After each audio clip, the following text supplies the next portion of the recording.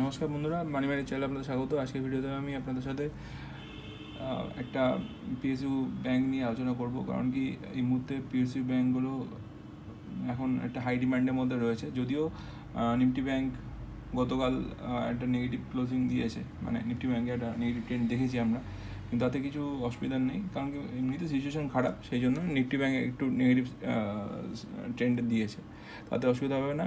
যারা ইনভেস্ট করতে চান তাদের জন্য প্রপার একটা ব্যাংক নিয়ে এসেছি, দেখতে পারেন। মার্কেট ক্যাপ যদি জম্মু কাশ্মীর ব্যাংকের আমরা চেক করে দেখি, তাহলে মার্কেট ক্যাপ হবে 13,804 কোটি টাকার, বেশ বড় মার্কেট ক্যাপ। এবং কারেন্ট প্রাইস হচ্ছে 125 টাকার, হাই হচ্ছে 126 টাকা, মানে হাই প্রাইসে প্রায় ট্রেন্ড করছে। লো হচ্ছে 82 টাকার। এখন অনেকে বলতে পারেন আপনি 125 টাকায় দেখাচ্ছেন, তো হাইয়ে চলে গেছে। আমি বলবো না, এটা হাই কিছুই না, এটা জাস্ট একটা মানে সব শেয়ারের একটা টপ থাকে, সেই টপটা ওটাও আবার সে এক্সিট করে গিয়ে আর বড় নতুন টপ বানায়। তো সেই জন্য আমি বলবো এখান থেকে যদি আরেকটু ডাউনে পান, ধরুন 110 বা 115 এই রেঞ্জে পেলে নিয়ে নিতে পারেন, যথেষ্ট ভালো স্টক পি রেশিও যদি বলি 6.44, বুক ভ্যালু 141, ROC 6.15%, ROE 15.8, খুব ভালো।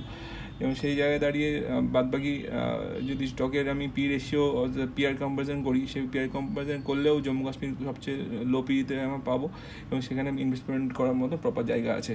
এবার আমি প্রফিট লস সেকশানে আসি। রেভিনিউ যদি দেখি, টপ মোস্ট রেজাল্ট 13,091 কোটি টাকার রেভিনিউ। ফিনান্সিয়াল প্রফিটও যদি দেখি 1,813 কোটি টাকার ফিনান্সিয়াল প্রফিট, এবং মার্জিন ওয়াইজ যদি দেখি 14% মার্জিন, খুব সুন্দর। প্রফিট বিফোর ট্যাক্সও দেখি 2,911 কোটি টাকা প্রফিট বিফোর ট্যাক্স, এবং নেট প্রফিটও ভালো 2,143 কোটি টাকা, আর ইপিএসও ভালো 19.45।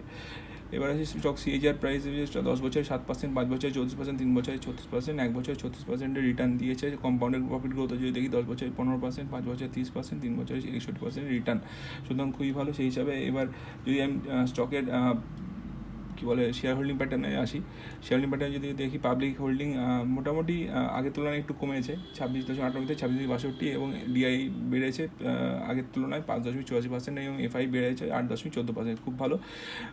অল ওভার দেখলে ব্যাংকটা ভালো লাগে, এবং প্রপার ইনভেস্টমেন্ট আছে জায়গায়, এবং সেখানে আমরা ইনভেস্ট করতে পারেন। তো এই ভিডিওটা পর্যন্ত কেমন লাগলো সেটা কমেন্ট করে জানাবেন। যদি ভালো লাগে আমার চ্যানেলের ভিডিওগুলো, আমার চ্যানেলটি সাবস্ক্রাইব, শেয়ার, লাইক করে আমার পাশে থাকবেন, এবং আমার চ্যানেলটা গ্রো করতে হেল্প করবেন। ধন্যবাদ।